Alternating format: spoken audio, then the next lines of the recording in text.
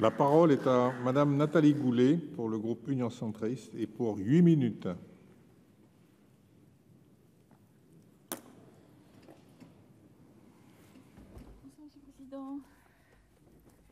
Monsieur le Président, Madame la Ministre, Monsieur le Président de la Commission des lois, Madame, Messieurs les rapporteurs, mes chers collègues, je voudrais d'abord rendre un hommage sincère aux rapporteurs qui ont travaillé avec une diligence extrême dans un texte difficile pour lequel le Parlement et singulièrement le Sénat sont, si j'ose dire, dans la seringue. Par l'effet cumulé d'une décision de la Cour de justice de l'Union européenne et du Conseil d'État et d'une disposition votée à titre provisoire dont le délai de validité expire.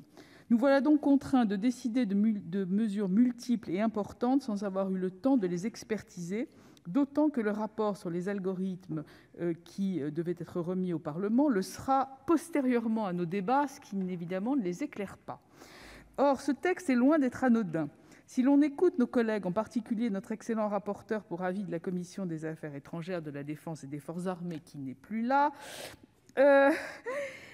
il est vrai que les articles qui concernent l'utilisation des algorithmes, article 12, des drones, article 18, la captation satellitaire, la 5G, sont indispensables à la lutte contre le terrorisme et à la protection de notre pays et de ses armées en dehors de nos frontières. En revanche, sur les dispositions relatives à la captation et à la conservation des données, le débat est légitime.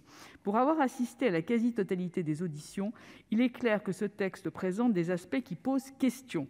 Ainsi, l'article 15, concernant les données de connexion, va priver les procureurs des moyens pour les affaires qui ne seraient pas graves au sens de l'arrêt du Conseil d'État, mais qui peuvent être liées à la criminalité organisée ou au trafic en tout genre, y compris d'êtres humains, qui sont les maillons d'une délinquance grave. Très honnêtement, et les rapporteurs s'en souviennent évidemment, le désarroi mêlé d'incompréhension des procureurs a créé un véritable malaise lors des auditions et plus qu'un gap, un véritable abîme entre la version officielle des services et la version des procureurs tels qu'ils ont ressenti ces dispositions de l'article 15. Sur ce sujet du renseignement, on ne peut pas non plus rester insensible aux alertes des associations comme la Quadrature du Net et autres associations qui sont désormais reconnues.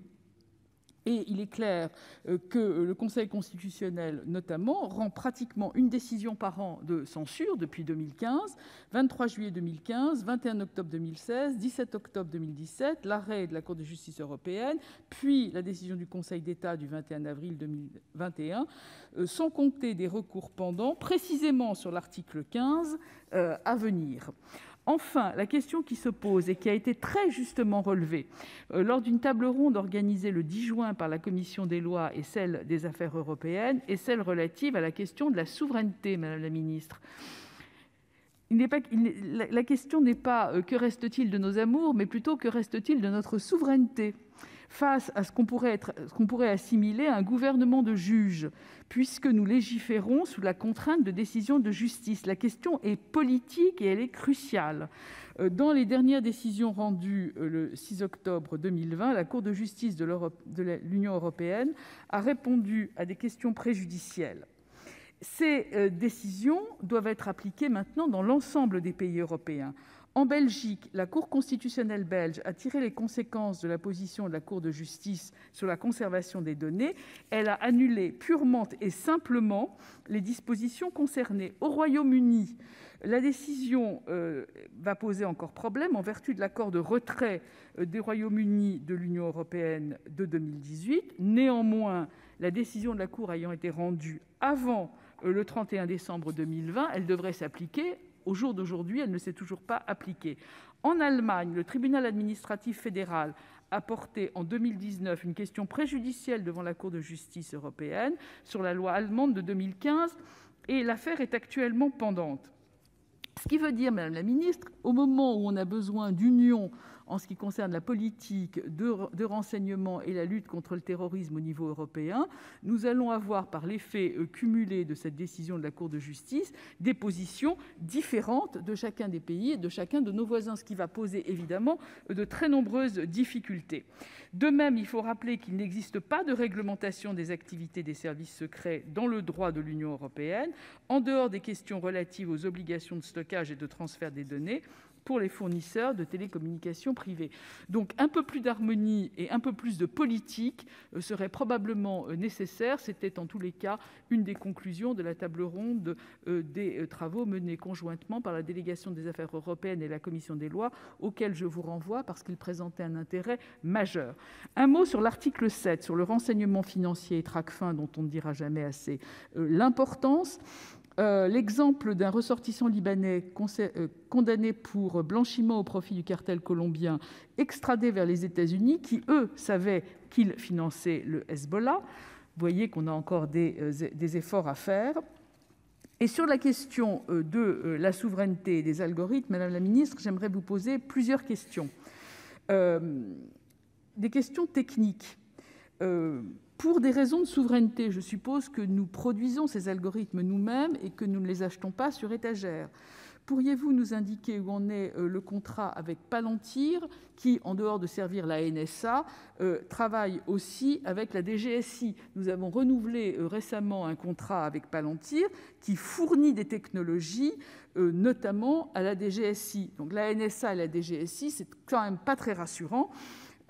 Il y a, de ce point de vue-là, un besoin de souveraineté, évidemment. Le renouvellement du contrat a été effectué faute d'alternative française, alors même que le président Emmanuel Macron a plaidé pour une souveraineté numérique européenne face à la domination des États-Unis et de la Chine. Donc plus on va donner des moyens de contrôle, moins on gardera de souveraineté, moins on aura de contrôle sur ces nouveaux outils de captation et de sécurité sur les stockages, et plus on va quand même fragiliser notre souveraineté au profit des États-Unis. Ça ne me semble pas une très bonne politique. Où en est également le programme Artemis, c'est-à-dire l'architecture de traitement d'exploitation massive de l'information qui devait aussi être développée avec l'aide du gouvernement français. Collecter et stocker les données exige des conditions drastiques de sécurité d'utilisation et de stockage. Nous l'avons évoqué lors de nos auditions. Ces questions sont récurrentes et ne sauraient trouver une réponse satisfaisante dans un débat de fin de session tenu dans des délais impératifs qui brident le travail parlementaire et nous réduisent en chambre d'enregistrement. Et il est extrêmement dommage que ce type de sujet ne soit pas l'objet de discussions plus longues avec les expertises. Beaucoup d'entre nous l'ont souligné aujourd'hui. Notre groupe votera néanmoins en conscience ce texte, en regrettant, Madame la Ministre, que nous n'ayons pas eu le rapport qui nous était promis. Je ne crois pas que ce texte soit le grand soir de la lutte contre le terrorisme. C'est un texte d'ajustement qui va néanmoins poser un certain nombre de questions. J'espère qu'en tous les cas, même